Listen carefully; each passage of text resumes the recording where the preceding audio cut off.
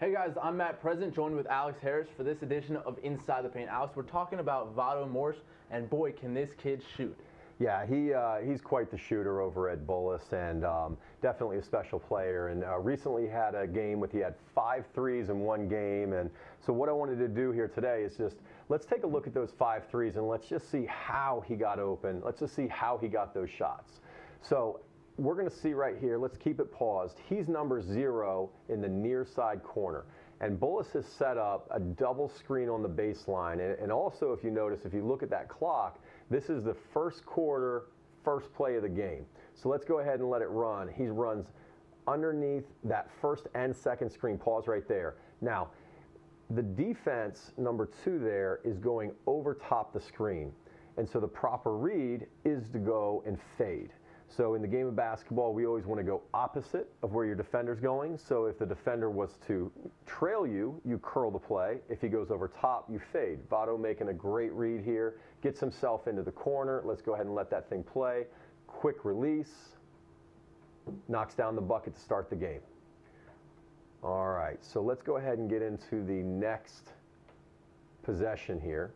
And as we can see, Vado's right there, number 0 again. And Georgetown Prep is running a trap. They're rotating that number 2 over across. Let's go ahead and let it play just a little bit. And Vado does exactly what he should do. Pause right there. He finds the open space and just stays there and hangs out. Okay? All he does is just stays home. Stays home. Now, this is going to be a really long rotation for Georgetown Prep to get back. Let's go ahead and watch that rotation happen.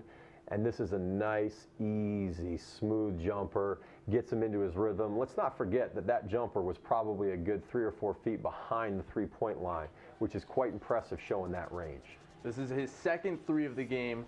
I don't think they're going to keep helping off the shooter that much longer. We're going to find out. All right, we will. All right, let's go into the third clip here.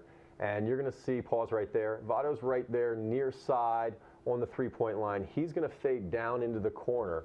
And on this screen, as we let it play, the defender goes underneath the screen. Pause. All right, so as the defender goes underneath the screen, I'm going to go ahead and say you can't go under the screen. You just can't do it. We've already seen it's not working.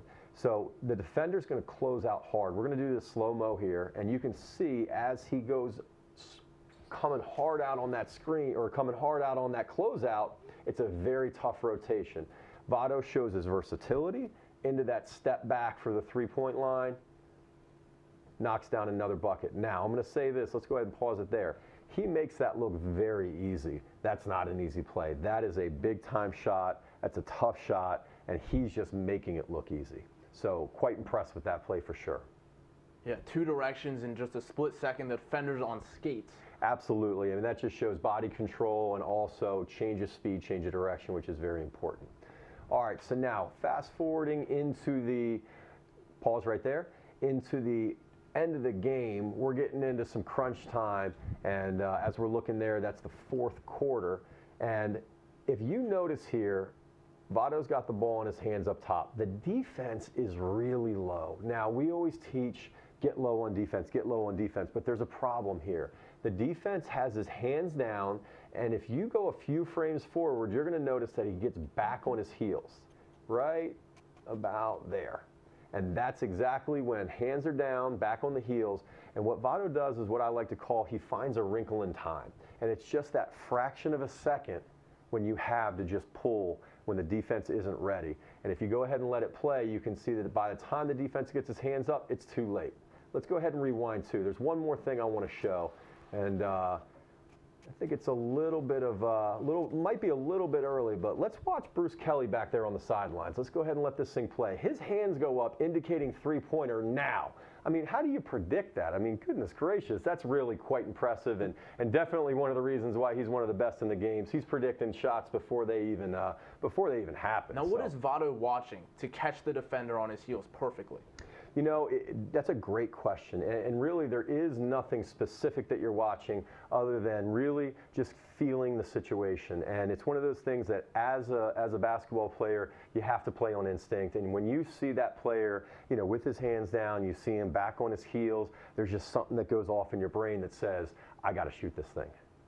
All right, we'll see one more as these threes just keep raining down. Absolutely. And on this last three here, what we're looking at is, let's go ahead and rewind it here where we can see the beginning of the play. So he's actually going to be the one setting the screen this time, which is great because now we're seeing the fifth different way he's getting himself open for a three. So as you see, it's a little brush screen here, not a really hard screen, but enough to cause some defensive confusion. He fades back into the corner. Let's go ahead and play it through a little bit and pause right there. Vado's now got the ball. Now, this is an important piece. Look who's rotating out on him. You've got the post player, or a bigger guy at their very least, who's coming out on him, who has that reach, who has that length. So Vado's smart enough to recognize this. Let's go ahead and go forward a few frames. Goes right into that step back jump shot, creating that space, which is so important for a guy his size, especially against a defender who's got some more length. Now, as he goes ahead and shoots it, as we see, we actually can't even see him in the corner down there, but that ball goes up. Now, let's go back a few frames, and I want to show you something that's pretty important.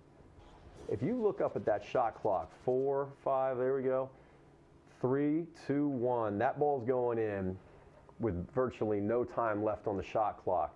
That's a really big time play and quite impressive from the young man who's clearly shown us he's got ice in his veins right there. So tough shot, tough play, really quite impressive shooting performance here for the young man in the third overtime. Yeah, I was just going to say, not only the shot clock winding down, but the third overtime of the game, big clutch performance there. 5 threes in the game. He has 50 this season. Yeah, really impressive shooter, and you know what? You're shooting the ball that well. You keep shooting it. You keep making those big-time plays, and we're going to keep watching. No doubt about it. For Alex Harris, I'm Matt Present. Thanks for watching.